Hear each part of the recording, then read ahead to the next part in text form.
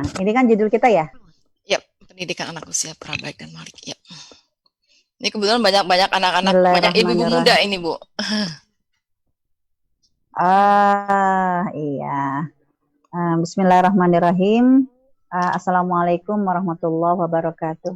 Waalaikumsalam warahmatullahi wabarakatuh. Alhamdulillah. Ya. Alhamdulillahirabbil alamin wa bihi nasta'in.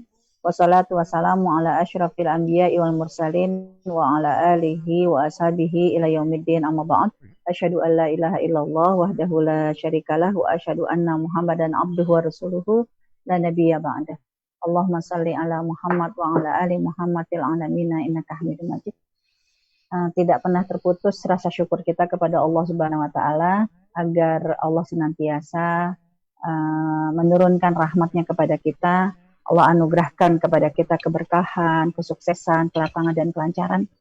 Sehingga siapapun di antara kita selalu dilindungi oleh Allah dengan perlindungan yang paripurna. Dijaga oleh Allah dengan penjagaan yang paripurna, baik dirinya, suaminya, anak-anaknya, keluarganya, ya dilindungi oleh Allah dari mara bahaya, termasuk dari virus COVID-19, juga keterpurukan ekonomi, kegalauan hidup, ya semuanya di antara kita dilindungi oleh Allah Subhanahu wa taala. Ya amin amin ya rabbal alamin. Juga salawat dan salam kita sampaikan kepada junjungan kita Nabi Muhammad sallallahu alaihi wasallam. Allahumma shalli wa sallim wa barik alaihi. Salawat yang tulus rasa cinta kita kepada Rasulullah, berharap inilah yang akan nanti akan menjadikan bukti perkenalan bahwa kita adalah min ittiba'i Rasul, dari golongan yang senantiasa setia mengikuti perintah dari Allah dan Rasulnya. Dan nanti kelak Rasulullah akan mengajak kita bersama-sama dalam surga Firdaus yang tertinggi. Ya amin amin ya rabbal alamin. Dan salah satu bukti bahwa kita ingin mempersiapkan dan melindungi anak kita tidak hanya dari berbagai macam virus penyakit, tapi juga sebagai seorang ibu, kita juga ingin memberikan perlindungan kepada anak kita dengan pendidikan yang terbaik. Karena Allah menitipkan anak-anak ini kepada kita, dan kita lah sebagai murabbi ya sebagai murabbi. Kalau di dalam bahasa akademik ya, murabbi ini fakultasnya kan fakultas tarbiyah. Ya, fakultas pendidikan. Jadi kalau fakultasnya itu tarbiyah, pendidikan, orang yang melakukan tarbiyah adalah murabbi. Nah, ibu dianggap adalah murabbi bagi anaknya, ya, sebagai pendidikan bagi anaknya. Tapi hakikatnya murabbi itu nggak sekedar pendidik.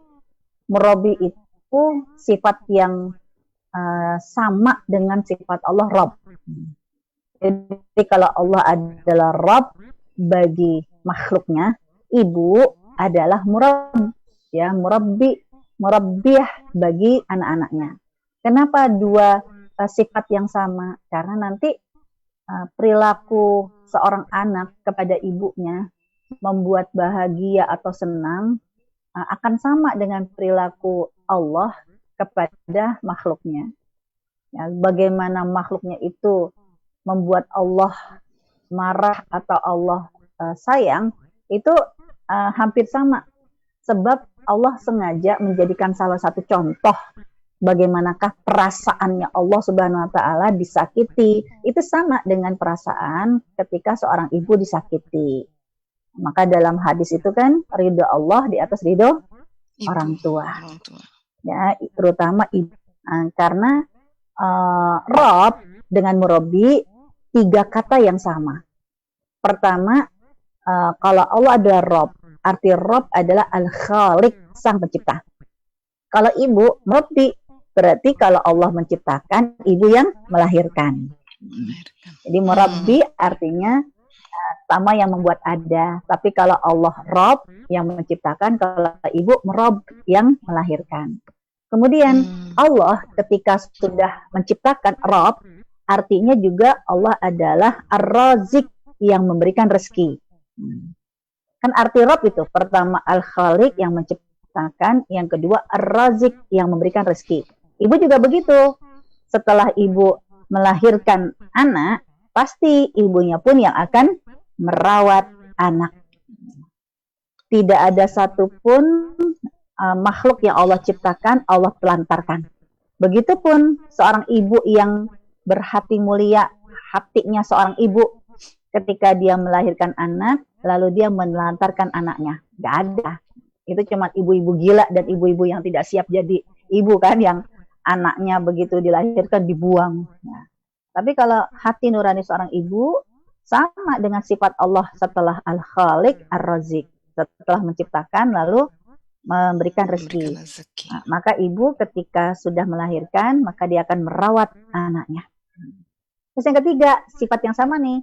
Setelah Allah menciptakan, lalu Allah memberikan rezeki, maka sifat Allah yang ketiga include dalam sifat Rabb apa? Al-Malik, raja yang ngatur. Wajar Allah yang mengatur semua yang Allah ciptakan. Ya orang Allah yang menciptakan, maka makhluk yang diciptakan ya harus ikuti maunya Allah. Halal dan haram, itulah yang menjadi syariat karena Allah sebagai Malik, raja di dunia dan raja di akhirat. Allah punya hukum yang adil, ada konsekuensi bagi yang taat terhadap perintah Allah sebagai raja, Allah akan berikan ganjaran. Siapa yang maksiat, Allah akan berikan ganjaran. Jadi karena Allah itu setelah menciptakan, Allah ngasih rezeki, maka Allah kan yang maha mengatur. Sama kan sama ibu? Nah, ibu udah merasa melahirkan, udah merasa merawat, membesarkan anak, akhirnya ibu merasa berhak ngatur anak. Iya kan? Dari situ ya Bu ya semuanya ya datangnya ya berarti ya? Ya memang makna Rabb dengan merabbi begitu. Nah, makanya kan merabbi itu nggak sekedar artinya pendidik, dia merawat.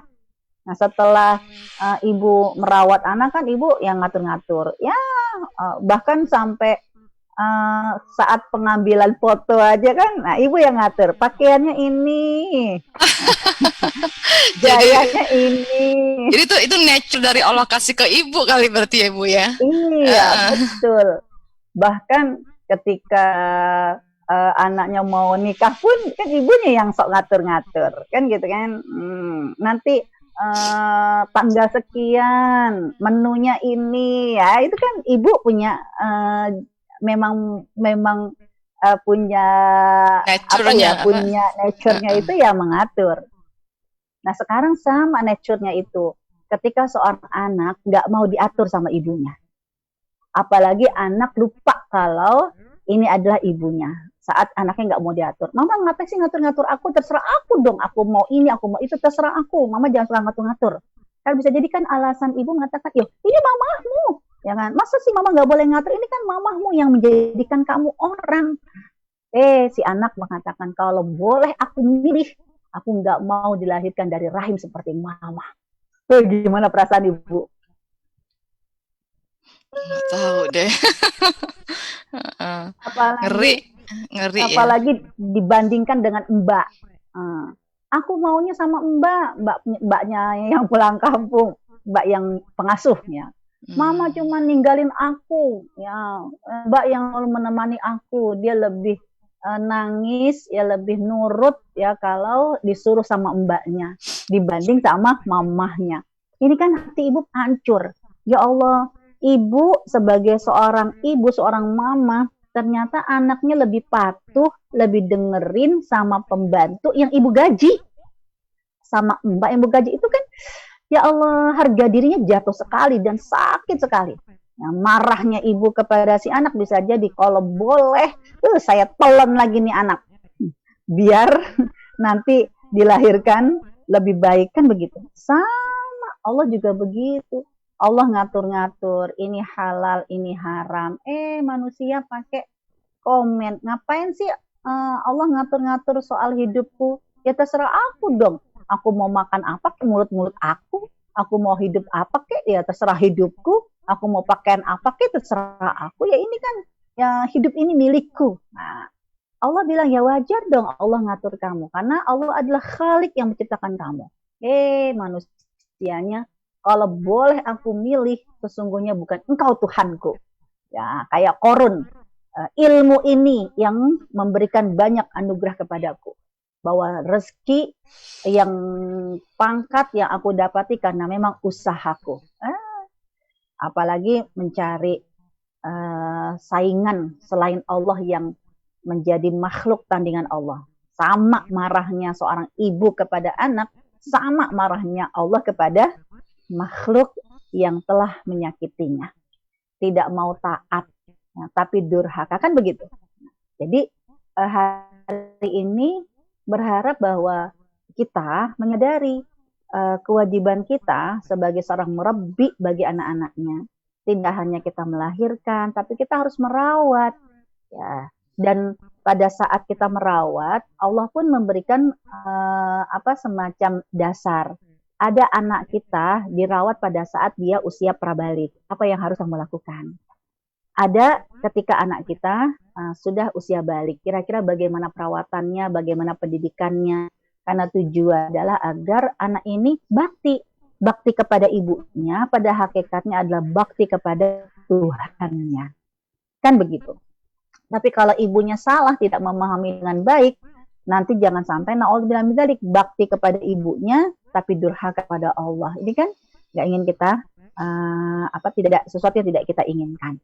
Maka bismillah, kita akan belajar seperti apakah Islam mengajarkan kepada seorang ibu mendidik, merawat anaknya, mengatur anaknya ketika dia usia balik dan usia prabalik. Nah, bismillah.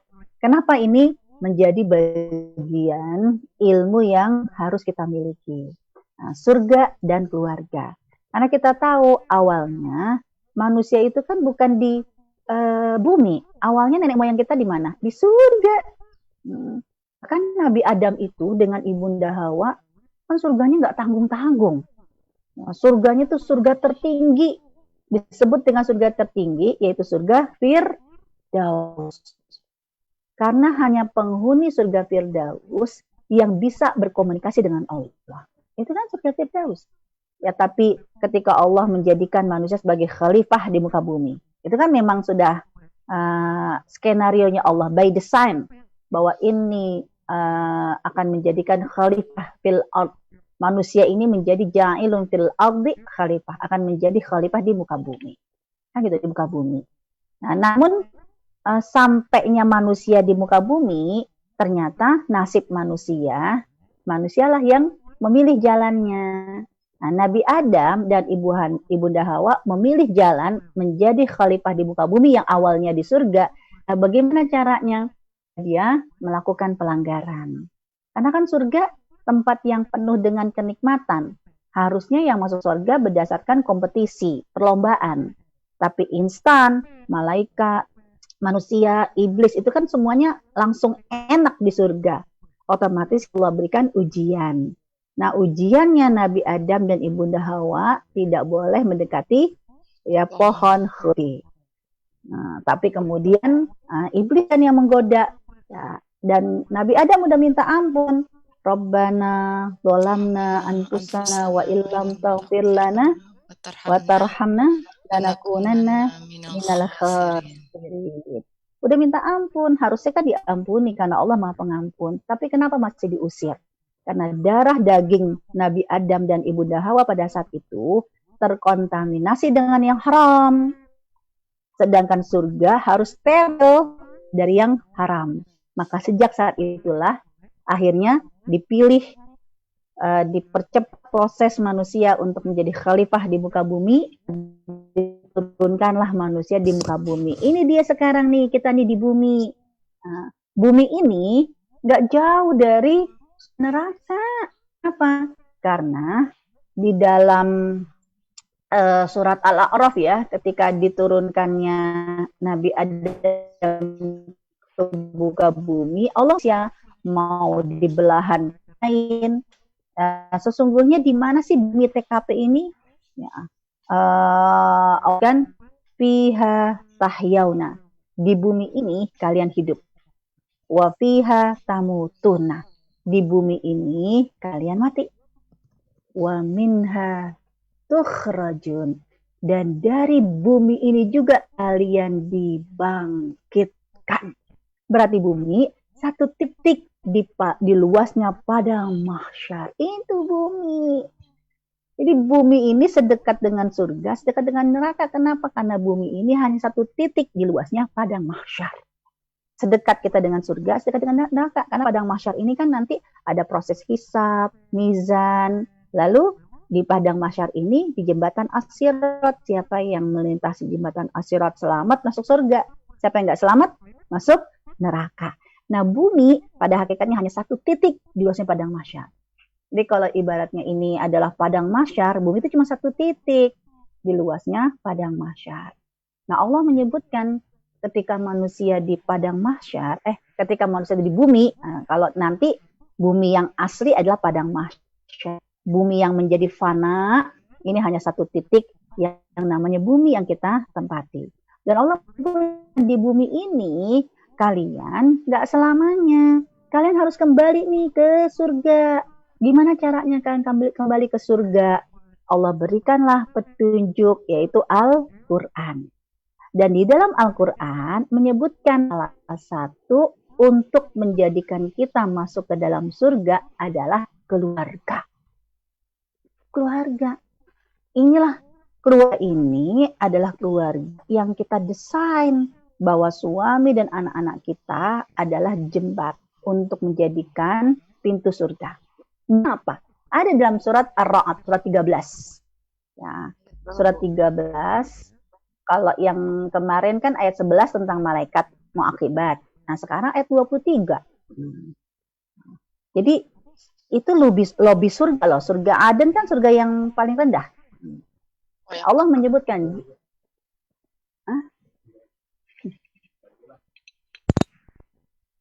dalam surga Aden itu kan disebutkan Jannat Aden. Surga Aden akan dimasuki oleh orang-orang yang mana?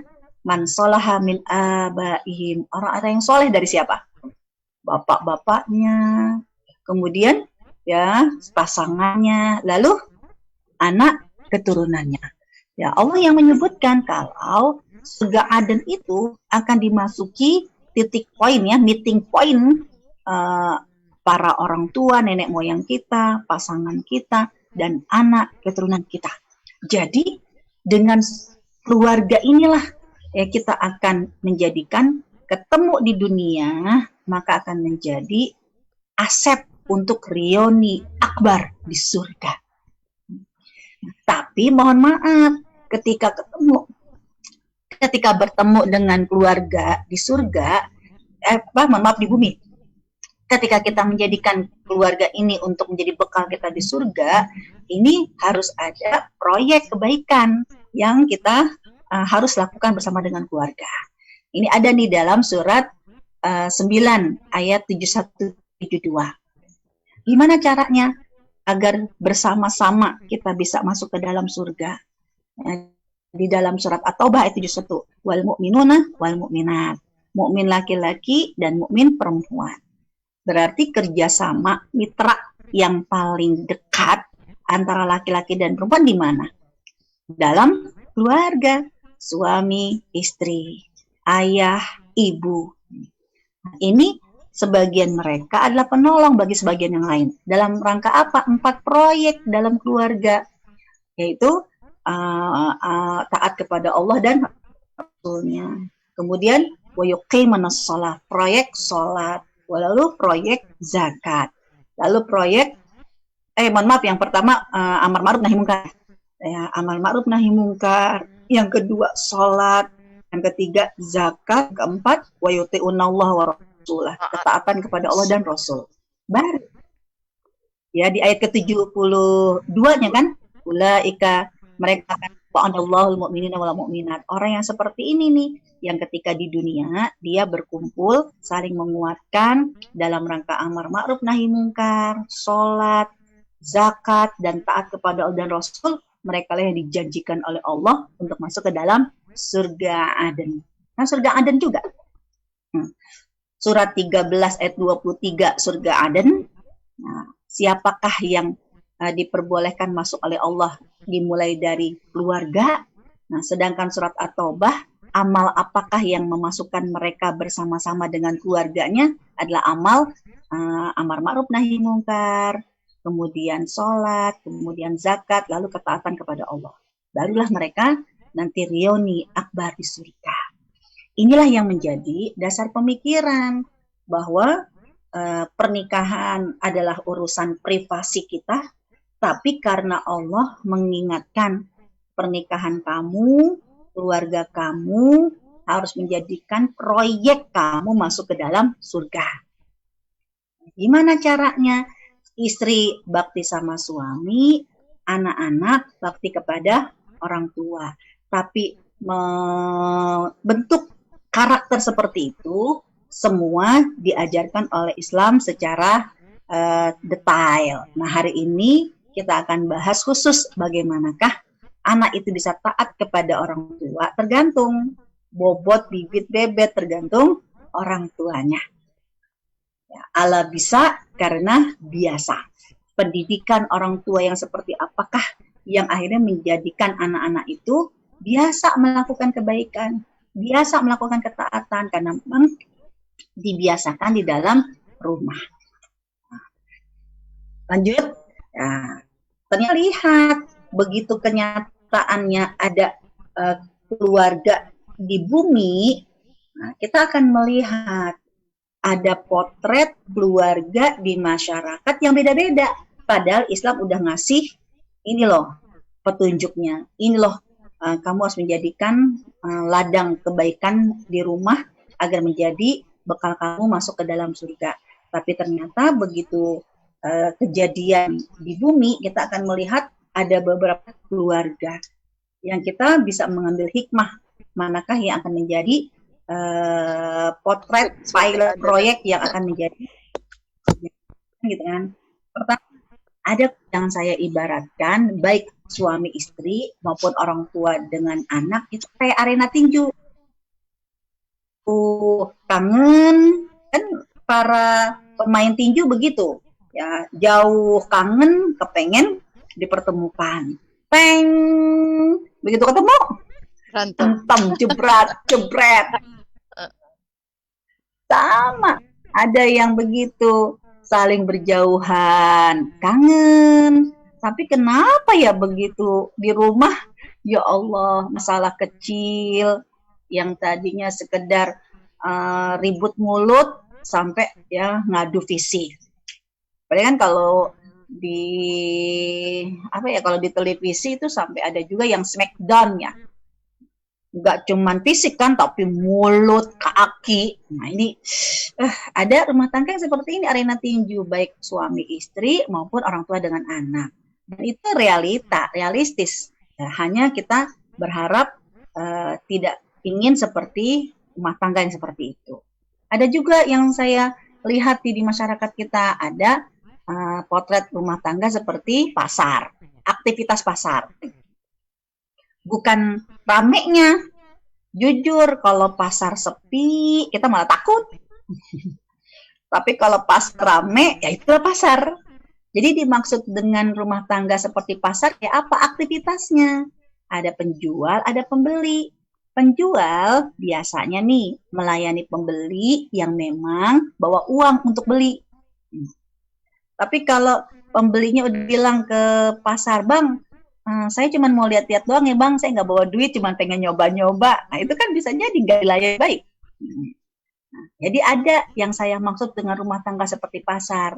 Abang punya uang, sayang. Abang disayang. Abang nggak punya uang, kaki melayang.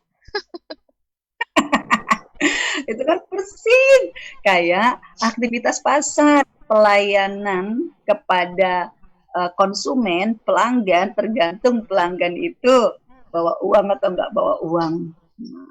Ada yang seperti itu. Ada juga potret rumah tangga yang saya ibaratkan seperti kuburan. Nah, kuburan itu nggak sekedar sepi. Kalau kuburan ramai, mah kita kabur. Tapi yang dimaksud dengan kuburan adalah mayat-mayat, jenazah-jenazah itu kan jadi satu. Tapi ada nggak saling sapa di antara mereka? ada. Nggak ada saling sapa, nggak ada saling tegur. Ya Allah. Ya. Jadi rumah saya ibaratkan suami istri tinggalnya mah satu. Tidurnya juga satu ranjang, tapi seperti mayat-mayat hidup. Gak ada komunikasi, gak ada tegur sapa. Wala haula wala quwata illa billah. Jadi seperti kuburan. Nah, ada seperti sekolah. Saya ibaratkan sekolah terpadu. Maksud terpadu ini kan kalau di Indonesia Islamic School ya. Nah, sekolah dasar, sekolah SMP, sekolah SMA, ya, school Islam terpadu. Ada ilmu sainsnya, ada ilmu agamanya. Nah, kita juga menginginkan seperti itu. Yang biasanya swasta, kalau di Indonesia nih. Nah, ini pelayanan guru terhadap murid itu beda. Karena dengan sekolah swasta, mereka punya visi dan misi untuk mencari murid. Maka nanti dalam sekolah ini akan ada asah, saling mengasah, akan ada asih, saling mengasihi, dan juga akan ada asuh, saling mengasuh. Nah, skenario yang diinginkan di dalam Islam adalah rumah tangga yang seperti sekolah. Ada saling asah, semua orang punya tangan, tapi semua orang punya kelebihan. Jangan dilihat kekurangannya aja, tapi saling diasah agar kekurangan ini kelak menjadi sebuah kelebihan. Seperti sapu lidi, kalau dilihat satu-satu itu lidi, ya Allah, belum tentu semuanya sama. Ada yang besar, ada yang kecil, ada yang pendek, ada yang panjang. Tapi kalau sapu lidi ini dengan segala kekurangannya berkumpul, saling menguatkan, ini kan di lidi ini dikumpulkan menjadi sapu, ini kan menjadi kekuatan. Maka Allah juga menginginkan rumah tangga seperti itu. Jangan lihat kekurangannya terus. Di balik kekurangan, kalau kamu saling menguatkan, pasti deh ada kebaikan yang terciptakan. Saling mengasihi, ya, ringan sama dijinjing, sama dipikul, ya, bagaimana juga dengan cinta kasih dan saling asuh, saling merawat. Inilah yang diinginkan pasti. Tapi menciptakan rumah tangga seperti sekolah yang terpadu ini kan tidak sepekan telapak tangan. Harus ada, ya, termasuk bagaimana kita ingin menjadikan anak-anak kita dengan pola asah, asih, dan asuh. Ingatkan dalam Al-Quran. Jangan sampai kita ini meninggalkan anak-anak yang lemah. Ya, lemah secara ekonomi, lemah secara akidah, lemah secara akhlak. Aduh, ngeri banget. Disinilah Islam mementingkan bahwa seorang ibu harus punya ilmu dalam mendidik anaknya. Karena umur kita mah cuma sebentar. Hidup ini dunia panjang. Siapakah yang akan memakmurkan negeri ini? Bisa jadi anak-anak kita. Tapi anak-anak ini akan memakmurkan, akan menjadikan warisan kebaikan keluarga kita tergantung dari awal kita mendidik mereka. Sekarang kalau demikian kita harus tahu apakah anak dalam Islam, karena versi anak Islam itu beda dengan versi anak menurut PBB. Kan kalau menurut PBB disebut dengan anak di bawah umur 18 tahun. Kalau sudah di atas 18 tahun baru disebut dengan dewasa. Tapi kalau 18 tahun itu masih disebut anak-anak. Nah, repotnya nih di Indonesia ternyata ada anak-anak yang dianggap di bawah umur 16, 17. Mungkin kalau teman-teman Bapak Mbak media ingat itu di tahun berapa ya? Itu ada kasus Enok Cangkul. Ingat ya Enok Cangkul, Mbak? Enggak, Ibu. Tahun berapa itu? Saya juga lupa tahun berapa. Enok itu karena begitu begitu viral dalam berita pendidikan. Karena Enok ini Hari Anggara ya, yang saya pernah dengar. Oh ya, itu mah zaman kita banget. Enok Cangkul ini yang tahun 2000-an. Oh, Bun, sorry Bun, nggak karena ini nggak kriminal. update saya Bu kalau itu. Oke, terus kenapa Ibu? Silakan. Ya sih nggak apa-apa. Jadi Eno itu seorang anak siswi SMP umur 14 tahun deh, pokoknya anak umur belasan tahun. Itu diperkosa sama teman-teman seumuran yang 13, Iya. 15. Saya ingat itu di daerah ya, kalau nggak salah, bukan di Dan Jakarta ya. daerah saya lupa daerah mana, itu sampai mohon maaf nggak cuman dia diperkosa, dia dibunuh, dan vaginanya itu dimasuk cangkul. Aduh. Makanya diberikan berita Enok cangkul. Nah, itu kan kejam banget. Nah, akhirnya begitu ditangkap anak-anak itu dianggap kan usia di bawah umur. Ya, ingin diadili di Indonesia kan pengadilan anak-anak dengan pengadilan kriminal dewasa kan beda. Iya. Ya, kan begitu. Akhirnya dengan antara Komnas Anak dengan pengadilan itu kan menjadi kontroversi. Nah, orang tuanya nggak nerima lah ketika yang melakukan ini menghilangkan nyawa anaknya dan memperlakukan sampai sekejam itu. Jadi kaki kanan dengan tangan kanan, kaki kiri dengan tangan kiri, itu lalu vaginanya dimasukin cangkul, gagang cangkul. Itu kan kejam banget. Nah, sampai akhirnya mau dieksekusi, ya yang melarang kan dari Komnas Anak. Ya, karena dianggap masih di bawah umur, masih usia sekolah. Nah, akhirnya apa? Gara-gara usia anak menurut PBB umur 18 tahun ke atas, begitu ada anak-anak usia 18 ke bawah melakukan kriminal yang dilakukan persis seperti orang dewasa, tidak bisa dijerat hukum efek jerah. Kan begitu. Nah, sedangkan dalam Islam, namanya anak-anak itu ya tidak seperti teori PBB. Nah, siapakah disebut dengan anak? Anak ada melihat dari rentang kehidupan, ya dia disebut dengan waladun. Nah, maksudnya apa? Sebagai fase seorang manusia ada anak tua. Dan kalau disebut dalam Islam waladun, maka dia adalah anak yang tidak terikat dengan usia. Selama dia masih punya orang tua dalam kehidupannya, maka setua apapun anak, bagi orang tua dia adalah anak. Jadi gitu. Jadi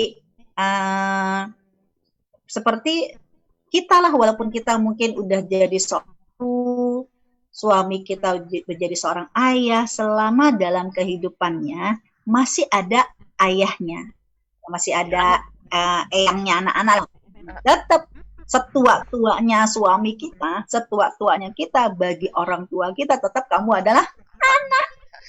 Kan gitu kan. Nah, ini. Iya. Dan ternyata apa? Dalam pendidikan anak yang digunakan di dalam Islam adalah tarbiyatul aulad.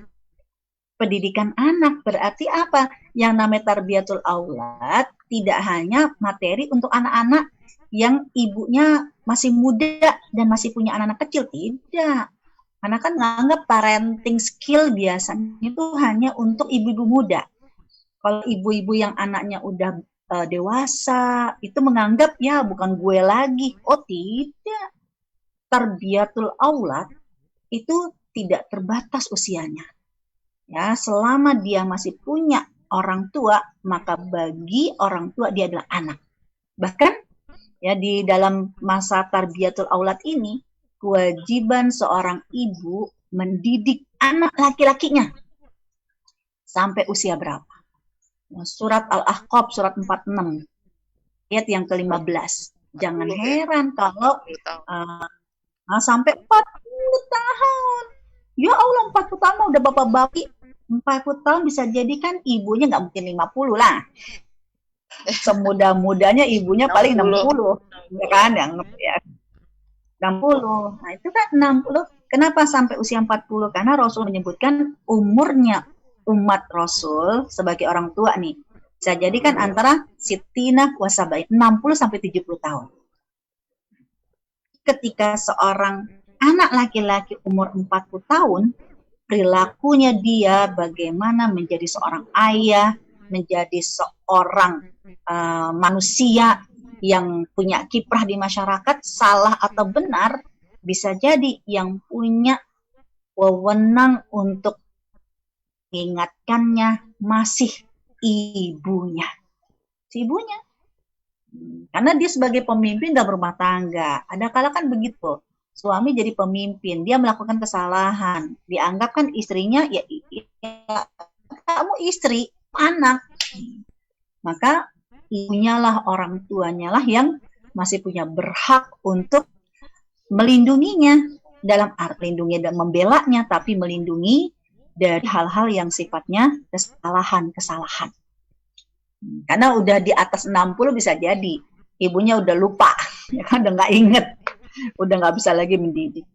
Jadi nih sebagai seorang ibu, selama anak laki-laki kita belum sampai umur 4 tahun, berarti tanggung jawab sebagai seorang ibu mendidik anaknya belum lepas.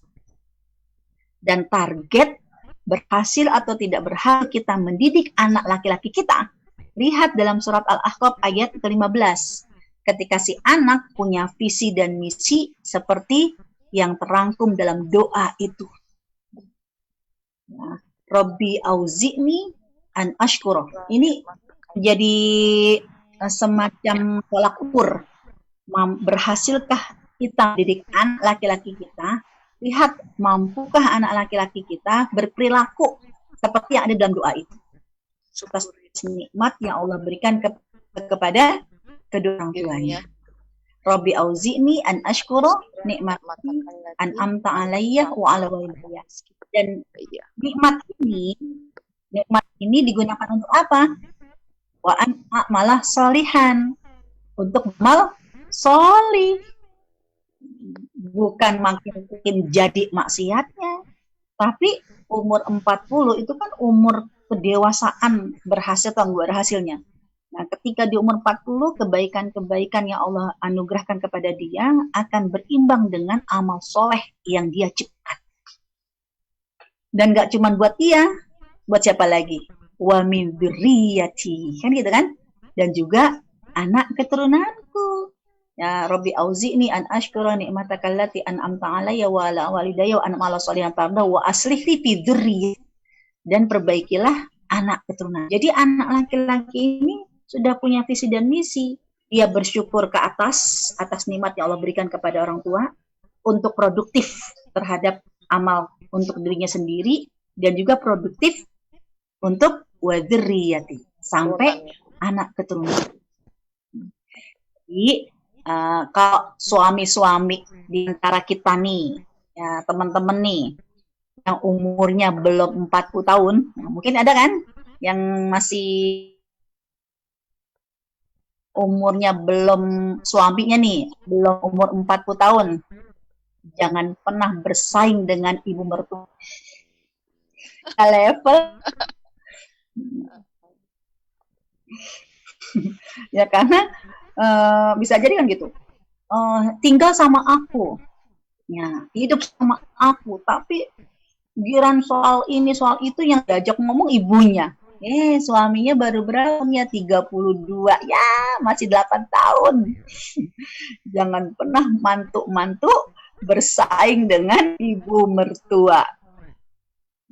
Makanya kalau mau dapat suami yang baik, CS-an sama ibu mertua. Jadi kalau ada apa-apa dengan suami, tinggal lapor ke ibunya. Jangan jadi PS, jangan satu PS mertua. Enggak. Kita makan mantu CS mertua. CS-an. Nah, selanjutnya kita akan lihat itu baru dalam Islam, artinya anak. Juga dalam Islam, dalam rentang umur nih, kalau dia kan rentang kehidupan. Selama dia masih punya orang tua, maka dia adalah anak. Sekarang rentang umur. Nah, rentang umur dalam Islam itu dibagi dua. Ada yang sebelum balik, ada yang sesudah balik. Ini umur. Ada umur balik, ada umur belum balik. Nah, sebelum balik juga ada dua. Sebelum balik nih, ada fase sibyun, batita, ada fase tiflun, usia prasekolah. Nah, sekarang kan kita fokusnya ke balik. Apa itu balik? Itu sudah saya sampaikan, kebutuhan seorang anak didampingi oleh ibunya dalam pendidikan sampai umur 40 tahun. Nah, sekarang 40 tahun ini bukan berarti menciptakan anak laki-laki kita kayak anak laki-laki, anak mama banget. Enggak. Tapi kebutuhan seorang anak, pendidikan dari ibunya sampai 40 tahun, 3 ini. Ya, memberikan wawasan ilmu kepada anak. Karena ibu yang paling tahu, pernah merasakan asam garamnya kehidupan. Maka wawasan-wawasan ini perlu didapati dari orang tuanya. Berarti apa? Bu tetap harus 11-12 ya, kalau dibilang begitu kan, tetap 12. Karena jangan sampai mama mau ngajarin aku, mama juga nggak sekolah. Enggak. Soal asam garam wawasan tidak mesti di dunia pendidikan yang formal. Tapi ibu punya ibu lebih dahulu hidup, maka ibu yang lebih dahulu merasakan asam garam pengalaman ini. Nah, itu sampai umur 40 tahun anak harus diajarin, karena bisa jadi ya ibunya nggak sekolah tapi anaknya bisa jadi dokter. Sedokter-dokternya anak itu mah formal, tapi soal wawasan ilmu kehidupan ibu menjadi orang yang lebih dahulu dari anaknya. Jadi ibu harus tetap banyak membaca.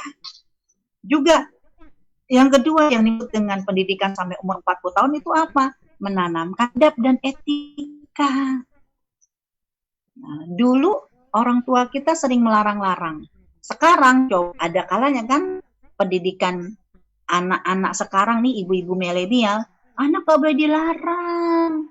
Karena kalau dilarang nanti dia jadi tidak terbuka pemikirannya, nggak kritis. Saya pernah tuh berhadapan dengan seorang ibu yang anaknya itu ketika bertamu, tangannya ini gratil. Nah, kalau orang Jawa tuh bilangnya gratil. Ada bunga, main petik. Ngambil kue, gigit, taruh lagi. Ya, jadi anaknya gratil. Saya bilang, duduk yang itu bunga, tidak boleh dipetik. Lalu dia komplain, baca nggak dalam pendidik karakter? Anak itu nggak boleh dilarang-larang. Kalau melarang-larang anak berarti mematikan kreativitas anak. Saya cuma bilang begini, baca nggak dalam kalau Al-Quran banyak sekali larangan. Ya, kenapa? Karena dengan larangan ini untuk mengetahui mana yang boleh, mana yang nggak boleh. Tinggal bagaimana mengajarkan tentang ini boleh, ini nggak boleh. Ketika dia metik bunga orang, lalu dia makan segigitan, ditaruh lagi, dia akan lihat ibunya. Kalau ibunya diam aja, berarti perbuatan tersebut boleh. Tapi kalau ibunya udah, jangan, itu punya orang, itu harus dihargai. Maka melihat melarang, berarti dia mengetahui ini perbuatan yang salah. Dan Rasul sendiri ketika Anas bin Malik mau makan tangannya gratil tuh. Anas bin Malik mau makan tangannya ke sana, tangan ke sini, langsung dipegang sama Rasul. La ta'kul kulbi, makan dengan tangan kananmu, makanlah yang terdekat. Ada adab dan etika. Sampai umur 40 tahun, orang tua masih punya kewajiban mengawal dan mendidik anak laki-lakinya. Karena kalau perempuan, sampai dia menikah. Kalau perempuan, sebabkan ketika seorang wanita menikah, yang serah terima kepada suami siapa? Bapaknya. Ya, maka seorang anak perempuan, atasannya ya sampai ayahnya yang menyerahkan kepada anaknya. Sedangkan kalau anak laki-laki, tidak ada serah terima, maka ibu punya kewajiban. Kemudian yang ketiga, membentuk karakter. Ya, karakternya ini yang menjadi kewajiban seorang ibu. Ya, tidak terputus. Ya, kapankah selesai pendidikan orang tua kepada anaknya? selama hayat di kandung badan punya kewajiban. Tapi kalau sudah terpisah, itu tanggung jawab masing-masing, yaitu ketika pemisahannya adalah kematian. Seperti Nabi Nuh. Nabi Nuh kan begitu. Sampai sebelum mati, dia terus ajak anaknya. Nggak memilih, ya udah terserah kamu, itu urusan kamu udah dewasa, itu pilihan kamu. Tidak. Terus diajak, ya bunayya kemana, ya bunayya kemana, ayo. Tapi begitu meninggal, Nabi Nuh masih kepingin meminta kepada Allah untuk perlindungan kepada anak, ditegur sama Allah. Ya Nuh, innahu laisa min ahlik. Itu bukan lagi anakmu. Itu bukan lagi keluargamu. Jadi kepedulian kita menyayangi anak kita, melindungi jangan sampai melakukan kesalahan, ya tidak terbatas ruang dan waktu selama hayat di kandung badan. Nah, 40 tahun ini adalah kita punya kewajiban mendidik dan menanamkan karakter, adab, dan wawasan. Sekarang dalam Islam. Ya, jadi dalam Islam secara umur tadi ada usia baligh, ada usia prabaligh. Dalam Islam yang namanya baligh berarti udah dewasa.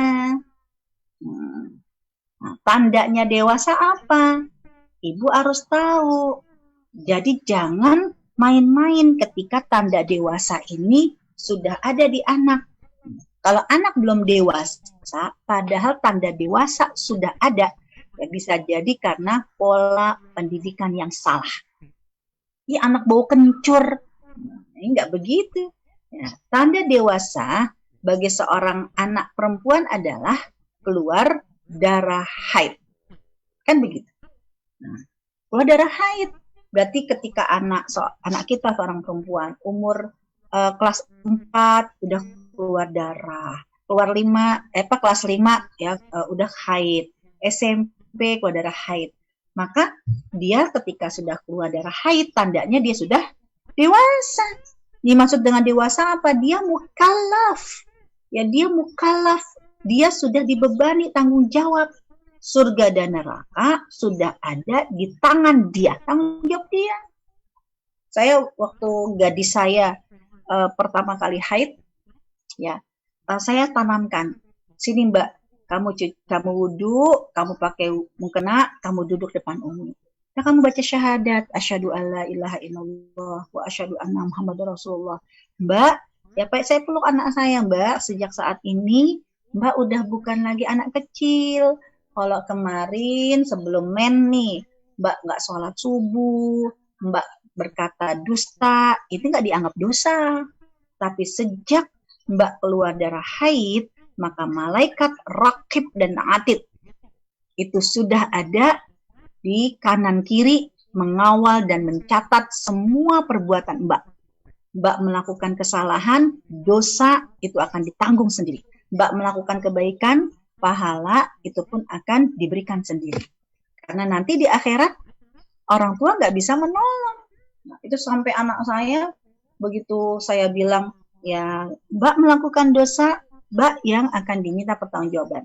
Mbak nggak sholat, Mbak meninggalkan kata-kata yang baik, mengucapkan kata-kata yang buruk, maka dosa itu ditanggung Mbak sendiri. Itu sampai anak saya tuh sampai, Umi aku takut, jangan gitu dong.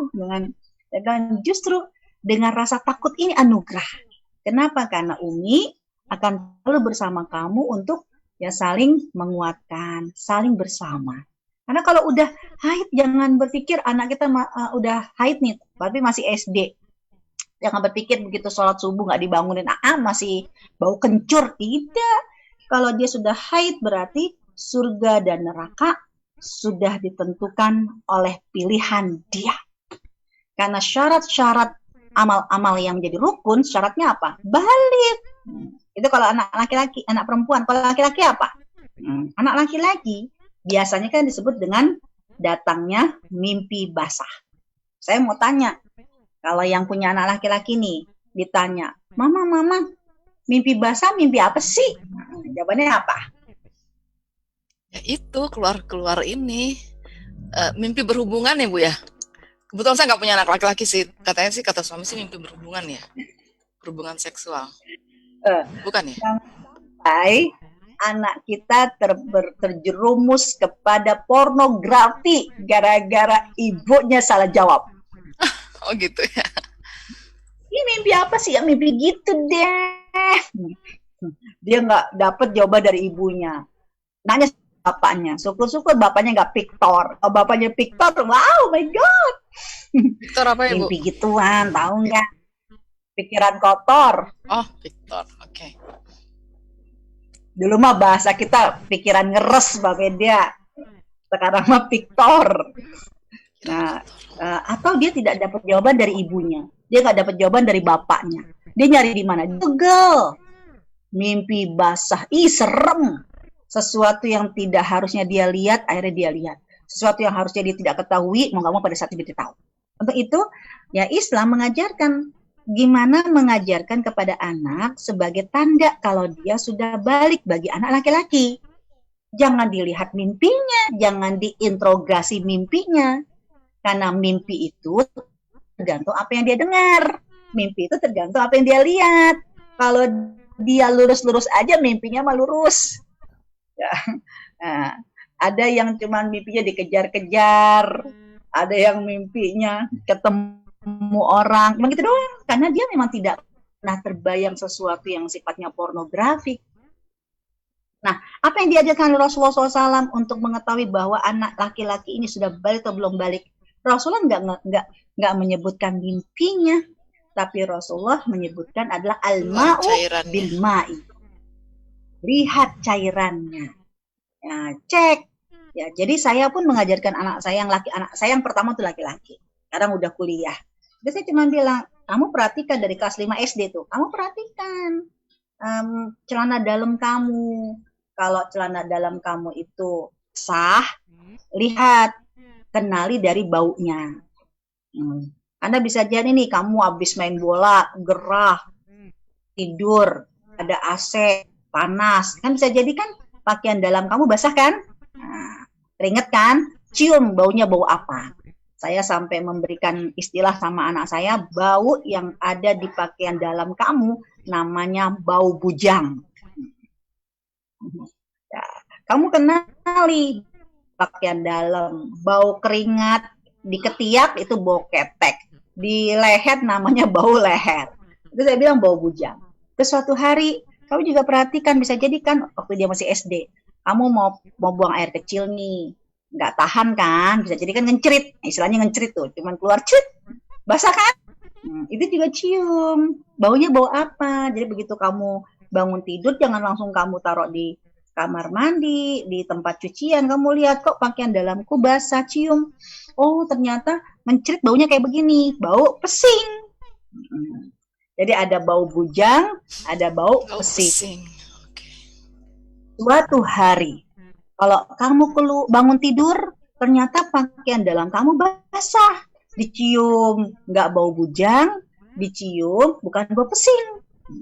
Bentuk basahnya, saya bilang, bisa jadi kental, seperti lem, seperti kotoran hidung, atau cair, ya seperti air jernih. Tapi diamin dulu nih di pakaian dalam kamu. Nanti sering maka dia akan mengeras. Itu tandanya keluar yang namanya sperma. Itu tandanya kamu sudah balik.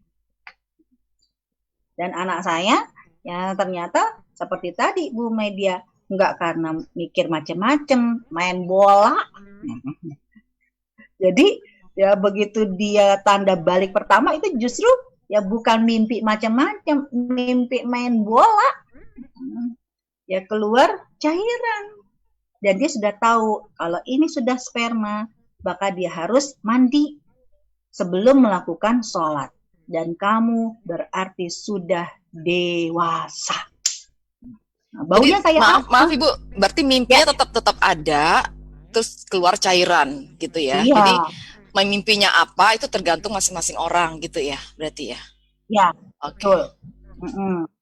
Nah, jadi jangan sampai ditanya, mama mimpi basah mimpi apa sih? Ya mimpi dijelasinnya mimpi, padahal mimpi itu tergantung apa yang dia lihat, apa yang dia dengar. Yang Rasul nyuruh lihat adalah al-ma'u bil ma'. Cairannya ya. cairannya. Nah, itulah kalau belum keluar haid dan belum keluar sperma, berarti dia masih prabalik, belum balik. Udah beres nih. Berarti bisa jadi, ya Allah baru kelas 5 SD, udah mens. Berarti dia bukan anak-anak. Dia sudah mukallaf. Dia sudah dianggap dewasa. Kan begitu. Yang dia sudah dibebani nih surga dan neraka.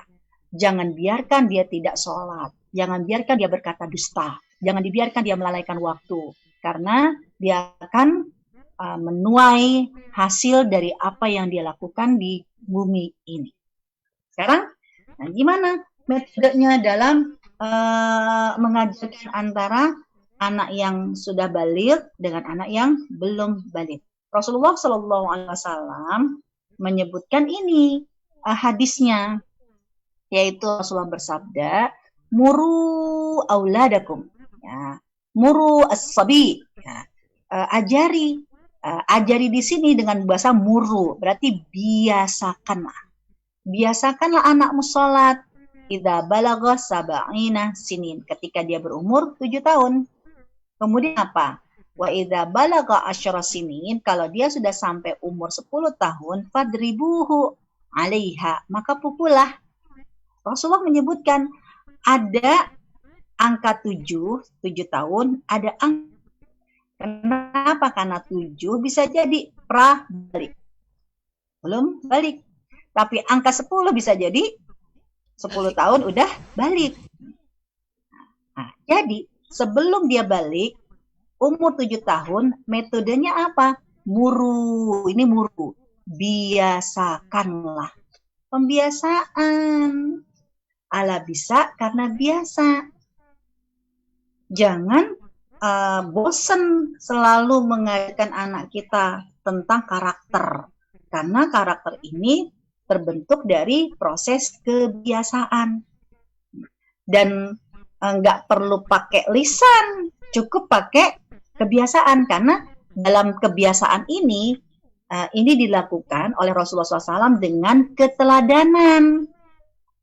Dengan keteladanan. Anak-anak itu yang masih prabalik biasanya dia akan mengikuti apa yang sering dia lihat. Nah, ya, ibunya sering sholat, dia akan ikut sholat, kan begitu. Ya, ibunya melakukan ini dan itu akan dilakukan. Karena saya pernah nih, Bu Media, antara lisan saya dengan kebiasaan lihat ke saya itu beda.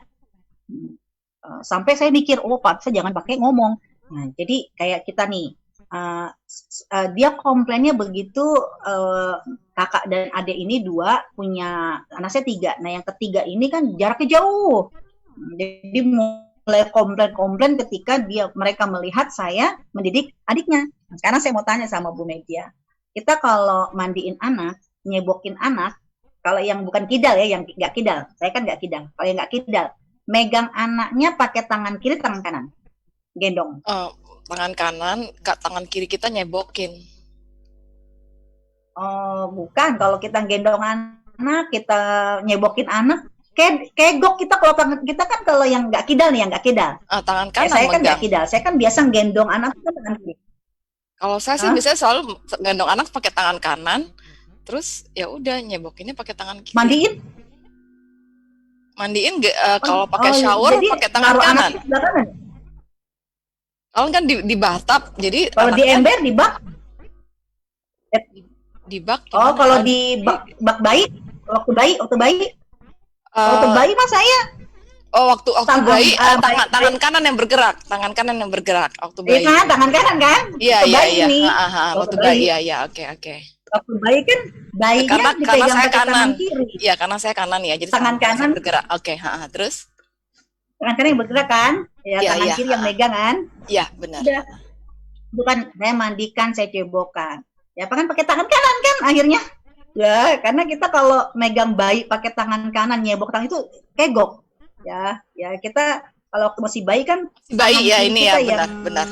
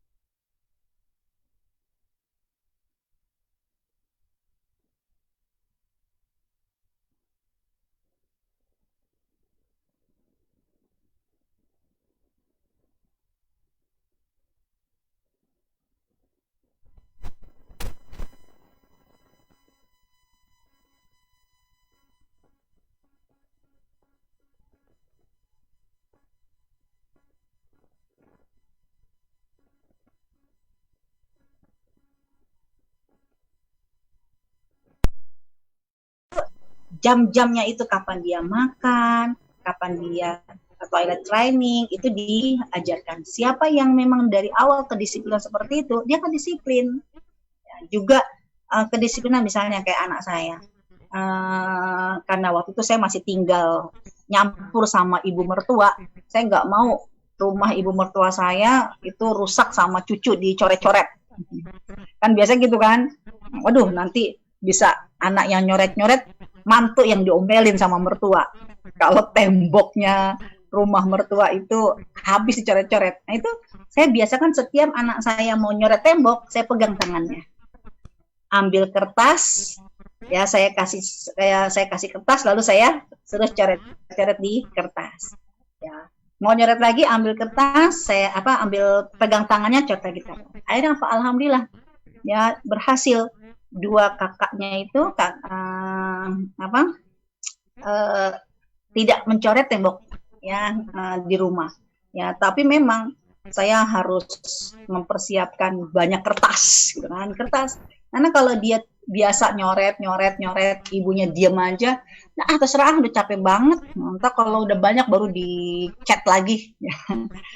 Kalau itu yang menjadi kebiasaan, nanti khawatirnya nggak cuma di rumah dia nginep di rumah family, dia nginep di rumah neneknya, itu kan juga nyoret-nyoret. Nah yang jelek siapa? Orang tua. Semua bermula dari keteladanan. Ya, berkaitan dengan masalah etika. Ya juga sering nih anak yang suka ngisep jempol, kan rata-rata kan anak-anak itu maunya ngisep jempol. Tapi kenapa ada yang ngisep jempol, ada yang kemudian nggak ngisep jempol? Ini kan tergantung ya keteladanan. Ya kalau yang anaknya diemin aja ngisep jempol, sampai gede itu dia ngisep jempol. Semua berdasarkan keteladanan. Ya juga nih, ya celana pendek. Saya membiasakan anak-anak saya itu yang laki, ya kalau kamu keluar rumah jangan pakai celana pendek. Itu dari kecil. Ya, pakai celananya di atas di bawah dengkul. Yang perempuan juga gitu. Jadi saya biasakan dari kecil pakai celana panjang. Pakai celana panjang. Walaupun di rumah saya biasakan pakai celana panjang. Akhirnya begitu dia udah besar pun nggak pakai celana panjang tuh kayak nggak enak. Ya, karena ala bisa karena biasa. Itu di usia yang prabalik. Sedangkan di usia yang sudah mulai balik, ya umur 10 tahun, mulailah dia tanamkan resiko. Kenalkan Allah dengan cara yang sederhana. Kenalkan ini ada halal dan haram. Ya, makanan harus lihat. Kalau kamu ingin beli makanan, lihat halalnya. Gimana cara ngeliat halal? Indonesia, ya lihat sertifikat logo MUI. Kalau nggak ada, tanya, biasakan bertanya, Bang halal nggak? Itu diajarkan, ya juga ya, gimana caranya menanamkan paham resiko. Kalau kamu berwudunya nggak sempurna, sesempurna apapun kamu sholat kan sholatnya nggak sah. Ayo, wudunya harus benar. Wudunya nggak sempurna, suruh ulang. Wudunya nggak sempurna, suruh ulang. Kenapa? Karena itu menanamkan resiko. Jangan sampai udah biasa wudunya sembarangan. Kalau kaki pas cuman buka keran doang, ya cuman julur-julur kakinya. Ini kan padahal kan kaki itu wajib sampai semata kaki. Ini ditanamkan resiko. Kenalkan tentang hak-hak orang tua. Kenalkan tentang tokoh-tokoh teladan. Ajarkan tentang norma-norma yang berlaku dalam masyarakat. Ya, kamu ketika berkunjung ke rumah orang, ya biasakan ya, minta izin dulu, ya, lalu mengucapkan salam dan duduk di tempat memang dipersiapkan, duduk yang manis. Nah, ini semua menanamkan resiko. Ya, karena sekali lagi umur 10 tahun ini bisa awal-awal baru pertama kali dia dewasa, haid ataupun bermimpi, keluar sperma. Nah, sekarang masa dia harus berani bertanggung jawab. Perlakukan anak sebagai orang dewasa. Kalau memang dia subuhnya sekarang, kalau di Jakarta ya itu subuh jam 4:05. Bangunkan jam 4:05 kalau dia sudah dewasa. Nggak bisa, udahlah kesian. Mantap aja jam 6. Tidak bisa, dia sudah dewasa. Dia kalau sholat subuhnya sudah terbit matahari, namanya sholat ya duha, kan begitu. Ya, kenapa? Ya, jangan sampai subuh keduhaan, ya zuhur ke asaran, asar ke maghriban, maghrib ke isyaan, isya ketiduran, kan gitu.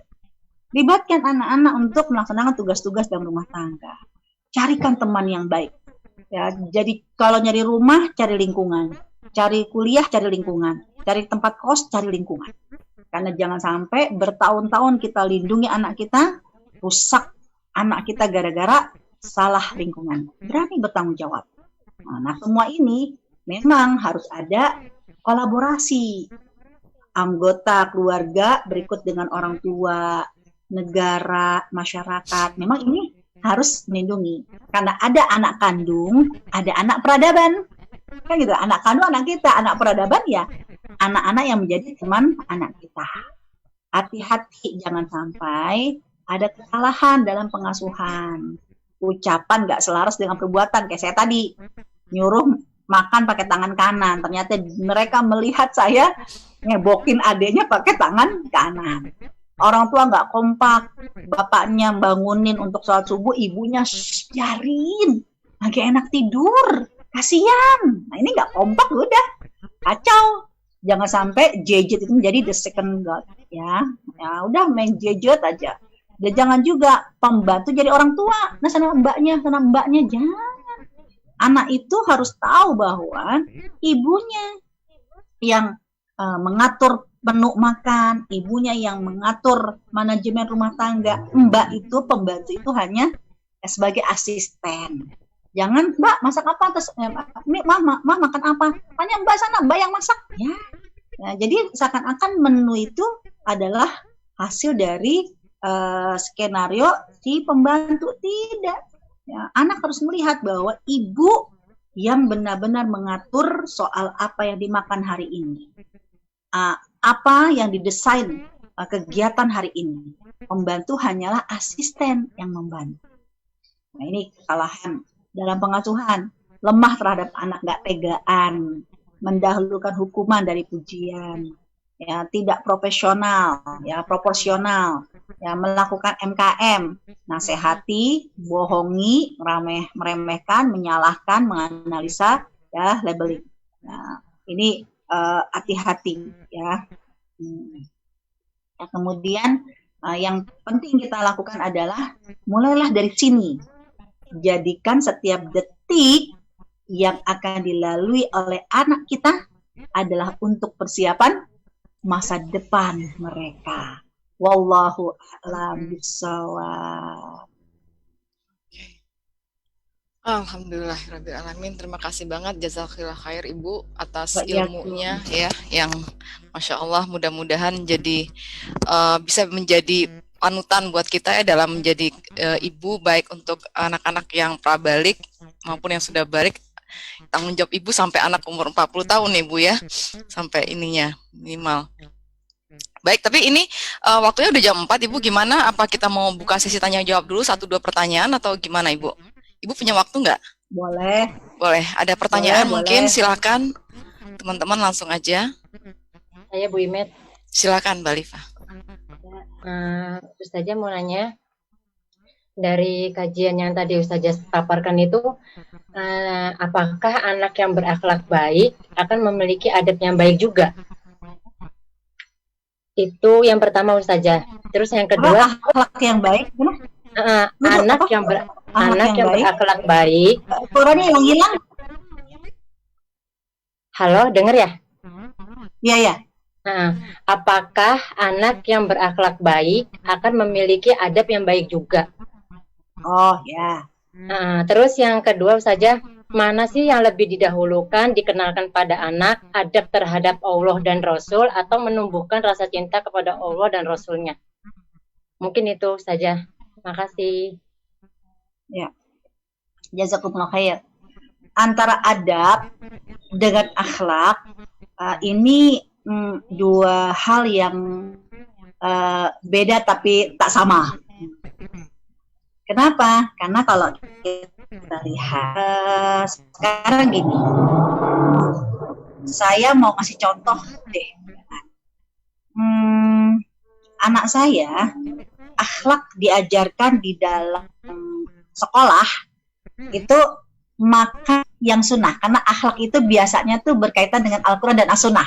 Kalau akhlak tuh, akhlak kepada Allah, akhlak kepada Rasul, kan begitu kan? Nah, itu berkaitan dengan yang sunnah-sunnah. Nah, Rasul, akhlaknya kalau makan gimana? Kan posisinya, ya kakinya itu kan menjadi Baik. pangkuan badan kan, paha kan? Iya. Terus yang mana didirikan kayak bahasa tuh kayak orang ke warteg lah. Kayak di Ya kan gitu warung, kan? kayak di warung Ibu. Ya, terus makannya pakai apa? Ya kayak warung. Tiga. Kan makannya Tiga, pakai tangan. Iya. Kalau ada sisa di tangan diapain? Jilat, Kalau ada sisa nasi gitu, dijilat kan? Itu dijilat. akhlak Rasul ketika dia melakukan sunnah. Jadi kalau akhlak itu biasanya menggunakan ma huwa fil Quran, ma huwa fis sunnah. Apa yang ada di Quran, apa yang ada di hadis. Diajarkan dalam sekolahnya, sekolah Islamic School. Begitu makan di rumah neneknya, di rumah eyangnya. Saya orang Betawi, ibu mertua saya orang Jogja. Udahlah, begitu anak saya di meja makan duduknya begitu kayak orang di warung. Terus makan pakai tangan. Apa yang terjadi? Diomelin. Lenggah yang manis, yang sopan. Anak Kaki turunin gitu ya. Iya, kakinya turunin. Ini sunnah Rasul yang sunnah, bukan gitu kan? Udah, yang diomelin kan ibunya. Ajarin anakmu tentang tentang adab. Ya udah, satu. Terus yang kedua, nih sekarang bicara masalah adab. Adab itu berarti bicara masalah tata krama yang antara satu daerah dengan daerah berbeda. Itu adab. Nah, orang Betawi, saya orang Betawi, ada nggak yang orang Betawi? Nah, orang Betawi itu kalau ngundang tamu kerabat keluarga besar, ya itu kan masak banyak, telur banyak, sambal banyak. Biasanya kalau orang Betawi ngeriung bersama dengan keluarga. Begitu menyediakan sayur, menyediakan nasi, itu gimana nyediainnya? Kalau yang pada ngelihat film-film Betawi Bunyamin, itu kan sedandang-dandangnya. Nasi sedandang-dandangnya. Ya, sayur sepanci-pancinya. Sambal juga seulek-ulekannya. Panggilnya gimana? Kalau orang Betawi itu, kalau filmnya Bunyamin Sidul, itu kan teriak kan, "Bang, makan, udah siap." Ya kan? Itu emang adabnya orang Betawi begitu. Juga ketika ngasih minum, orang Betawi itu biasa minum teh pahit. Tapi kalau ngasih tamu, itu pakai gula. Nah, caranya gimana? Ngasih tahu kalau dia ngasih gula, itu ketika naruhin gula, ngaduknya itu, orang Betawi itu bunyi, gitu. Jadi kalau teman-teman yang punya teman orang Betawi jangan heran. Mungkin ada yang orang Betawi itu kalau ngaduk gelas ada gula itu bunyi itu ngasih tahu. Jangan pulang, gue sedain teh pakai gula. Kan gitu. Udahlah. Itu kebiasaan saya. Saya begitu nikah sama ibu mertua saya orang Jogja. Udahlah begitu ada acara keluarga kan, bikin bakso. Udah, ya kurang lagi sih ngambil sedikit. Jangan kalau orang Betawi mah langsung sepanci gede taruh di meja makan. Ya Allah, saya bawa sepanci-pancinya. Oh, diomelin abis. Ya kan, kamu nggak sopan gitu kan, bikin teh gitu kan, terus sampai saya latihan biar ngudek nggak bunyi, gula nggak bunyi itu pakai sendok plastik, sengaja saya beli sendok plastik biar nggak bunyi, karena ya bertahun-tahun dan saya nikah umur 25 tahun biasa kodok, tiba-tiba dalam sekejap harus, kagak nendang, manggil juga nggak boleh, Mas, nggak boleh. Ketok pintu ke orang Betawi gimana? Wah, dodo orang Betawi gitu. Ya orang Jawa cuman pakai satu jari, tek ya Allah kagak nendang banget. Gitu. Nah, itu sampai saya sempat nangis awal-awal saya nikah tuh bilang, kamu sekolah tinggi-tinggi tapi kamu nggak punya adab. Sedih saya digituin. Hah, gua nggak punya adab? Ya nggak diajarin cara ngaduk teh di kampus Azhar gitu kan. Nggak diajarin cara ngetok pintu kan gitu kan. Udah saya diem aja deh. Lalu saya baru ingat, oh ternyata masalah akhlak, masalah adab, dua hal yang berbeda. Kalau masalah akhlak benar, dia harus mengikuti Al-Quran dan As-Sunnah. Tapi masalah adab, apa kata Rasul? Ya, antum a'malu di umur duniakum. Kamu yang paling tahu urusan dunia kamu. Bahasa, berbicaralah sesuai dengan bahasa kaumnya. Disitulah saya mengajarkan pada anak saya. Soal hubungan kamu dengan Allah, dengan Rasul, berkaitan dengan masalah akhlak, ya, itu adalah kewajiban kamu. Tapi ketika kamu berinteraksi dengan manusia dari Sabang sampai Merauke dengan kita kekayaan, ya, tradisi yang berbeda, perhatikanlah dengan siapa kamu berbicara. Ketika kamu makan dengan teman-teman kamu di sekolah, makanlah seperti adabnya di sana.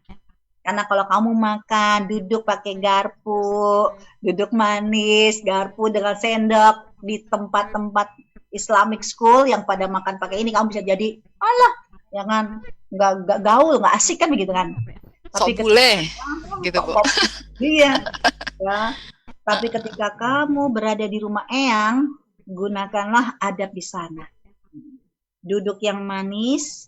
Ya, gimana cara makannya, sopan santun, jangan pakai tangan, apalagi jilat di depan eyang. Nah, itulah masalah adab. Jadi antara akhlak dengan adab lebih berbeda. Ajari anak kita tentang Quran dan Sunnah untuk akhlak.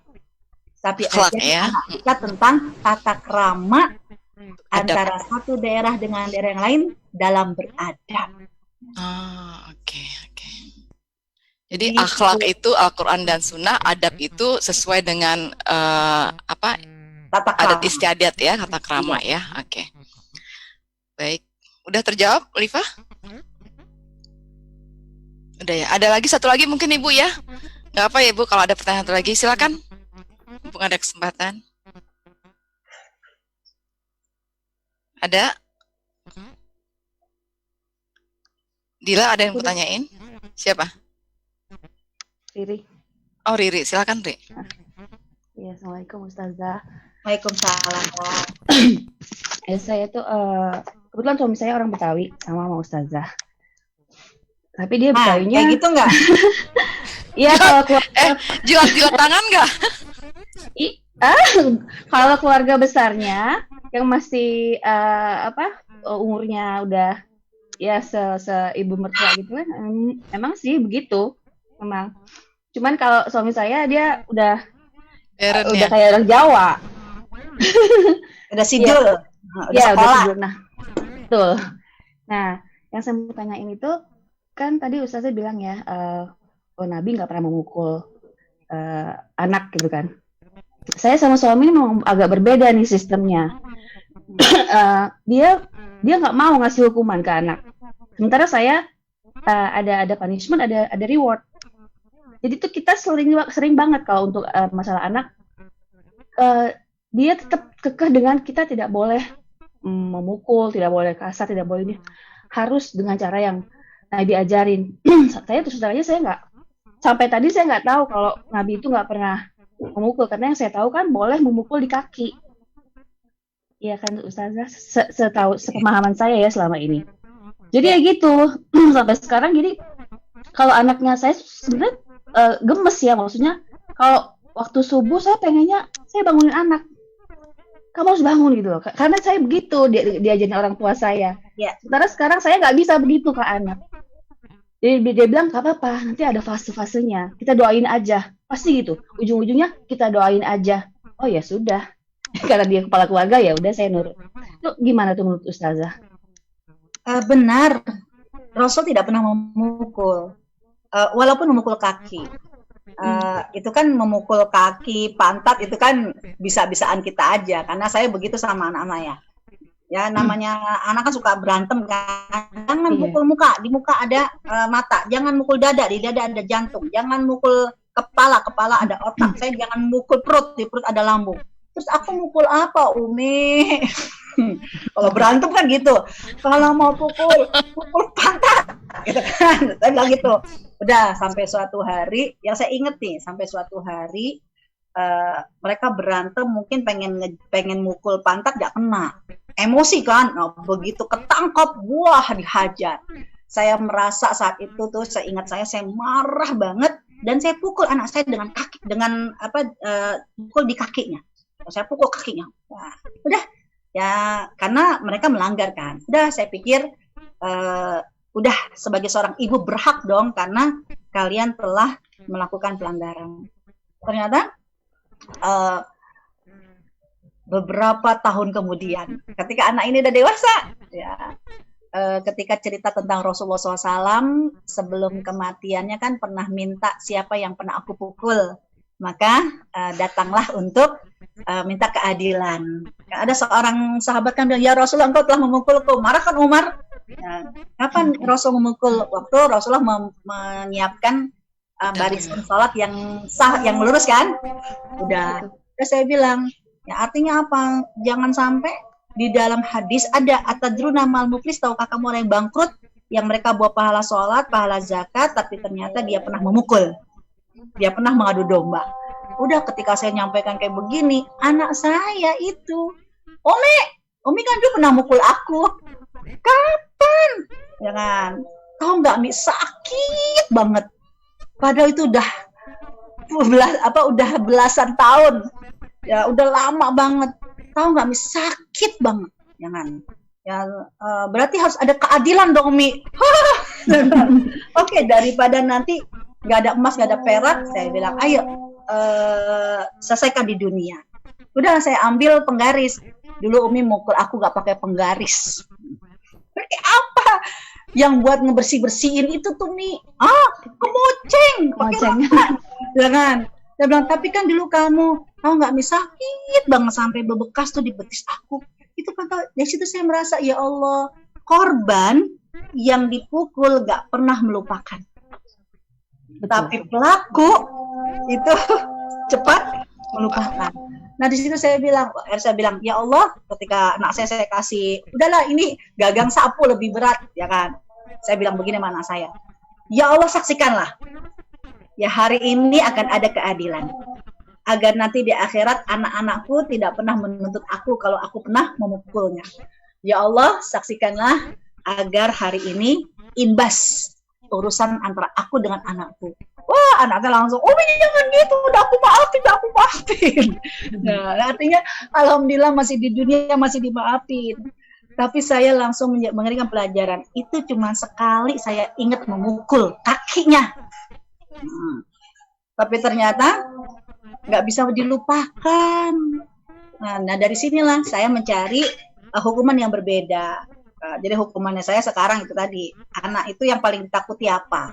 Ya, hukuman yang handphone, ya, gadgetnya, nggak sholat subuh, nggak akan boleh Sabtu megang handphone.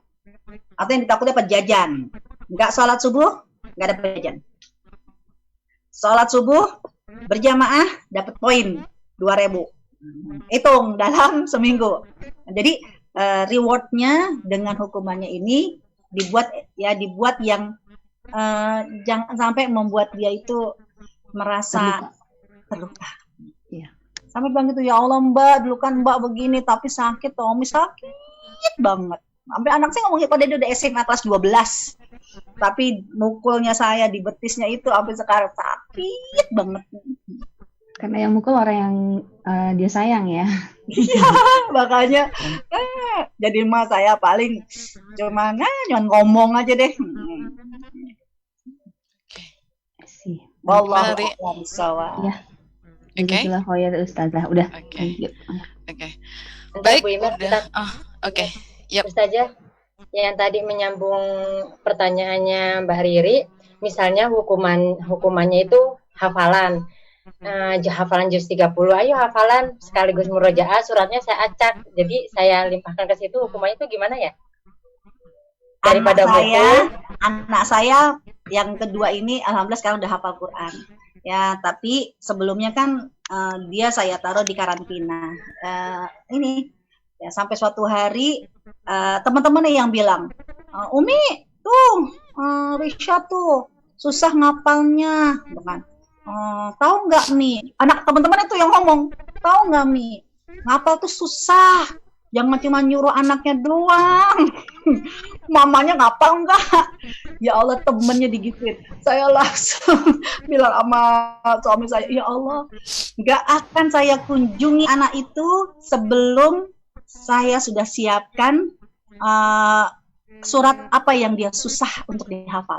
Jadi saya sampai jadi dia berjuang bener, saya telepon dia nggak mau ngangkat, yang ngangkat temennya, jangan itu dia lagi susah payah.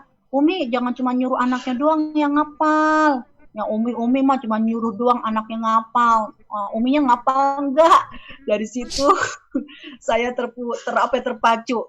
Ya, setiap anak saya mau memulai hafalan apa, saya akan memulai menghafal lebih dahulu, walaupun jangan ngomong-ngomong. Saya cuma bisa balik 1-2 ayat, yang penting saya udah tahu. Hari ini kamu hafal apa? Surat Toha. Oh, yang bunyi begini kan? Toha. Anzalna alaikal Qur'ana litashqa. Oh, tuh, Risha, Umimu udah hafal. Begitu. Jadi bukannya nggak boleh. Nanti anaknya bilang, Mama udah hafal belum? Jangan omdo, nyuruh doang. Mama baca ta'awus aja, a'uju. Oke. Boleh, yang penting sama-sama ngapal. Jadi anak itu apa?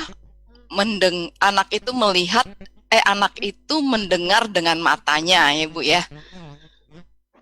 Betul. Ya, oke. Baik Ibu, mungkin Ibu jadi telat sholat asarnya. Kita tutup pengajian kita pada baru azan ini. Oh, baru azan ya. Oke, atau ada lagi pertanyaan atau gimana nih? Silakan kalau mau ada pertanyaan terakhir kali ya Ibu ya. Ada? Alhamdulillah nggak ada. Oke, nggak ada ya. Oke deh. Baik Ibu, jazakillah khair untuk kesempatan pada hari ini. Semoga ilmu yang Ibu berikan kepada kami dapat kami terapkan dalam keseharian kami mendidik anak-anak ya. Semoga menjadi amal soleh bagi Ibu. Oke. Kita tutup dengan doa tutup majelis. Ibu silakan Ibu. Ya, semoga hari ini Allah Subhanahu wa taala ridho dan memberikan kemudahan, kelapangan agar kita menjadi ibu yang solihah, istri yang solihah, dan menjadi lulus mendidik anak-anak kita menjadi dzurriyyat yang membanggakan Allah, membanggakan Rasul, dan juga pasti membanggakan kita semua. Kita tutup dengan baca hamdalah. Alhamdulillahirabbil alamin. Hamdan katsiran wa thayyiban mubarakan fihi rabbana lakal hamd. Rabbana auzi'na an nashkura ni'matakal lati an'amta 'alaina wa 'ala walidina wa an na'mala salihan tarda wa aslih lana fi dzurriyyatina inna tubna ilaik wa inna minal muslimin. Rabbana hab lana min azwajina wa dzurriyyatina qurrata a'yun waj'alna lil muttaqina imama. Rabbana atina fid dunya hasanah wa fil akhirati hasanah wa qina adzabannar. Wa sallallahu ala sayidina Muhammad walhamdulillahi rabbil alamin. Oke. Baik Ibu, silakan pamit Ibu. Ini. Ya, dari saya